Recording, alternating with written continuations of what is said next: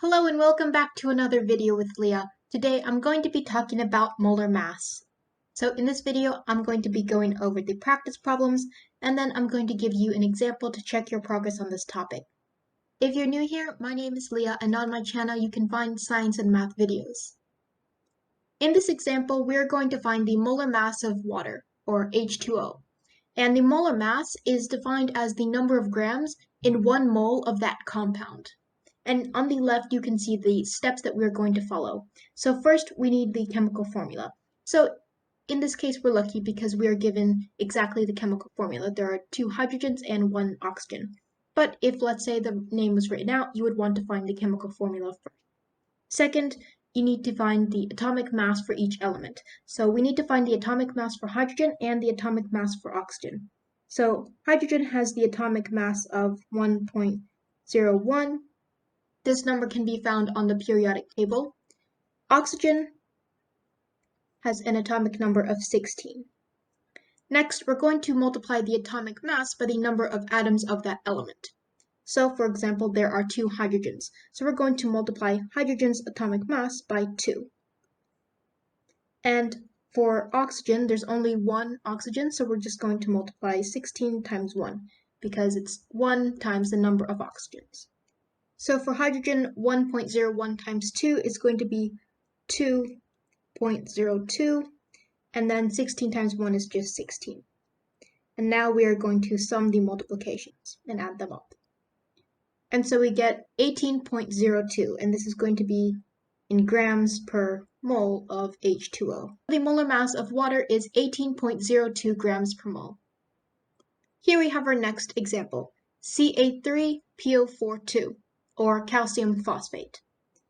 So this first step is done. The chemical formula is given. Now for the atomic mass of each element, we have calcium, and calcium has an atomic number of 40.08. Then we have phosphorus, and if you look on the periodic table, phosphorus has the atomic number 30.97, and finally oxygen has, like we found in the last example, atomic number 16. Okay, so now we're going to be multiplying the number that we just found by the number of atoms of that element. So calcium, there are 3 atoms of it, so we're going to do its atomic mass times 3. For phosphorus, we're going to do 2 times the atomic weight of phosphorus, because this 2 out here applies to the phosphorus and the oxygen. So we have to multiply the little subscripts by 2. And so that means for oxygen, we have 8 oxygens, because 4 times 2 is 8. Now on your own, see if you can find these numbers. So for the first one, for calcium, we have 120.24. For phosphorus, we have 61.94. And for oxygen, we have 128. Now what is the molar mass?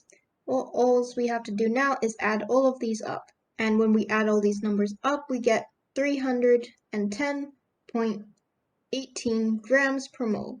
And so this is going to be the molar mass for calcium phosphate.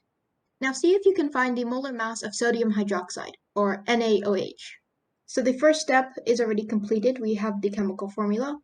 There is a sodium, an oxygen, and a hydrogen. Now we need to find the atomic mass for each element. So for sodium, we have the atomic number of 22.99. For oxygen, we have the atomic number 16. And for hydrogen, we have the atomic number 1.01. Now we're going to multiply the atomic masses by the number of that element. So for sodium, we only have 1 sodium. So this is going to be 22.99 times 1. And we have 1 oxygen, so it's going to be 16 times 1 for this part. And finally, we also have 1 hydrogen.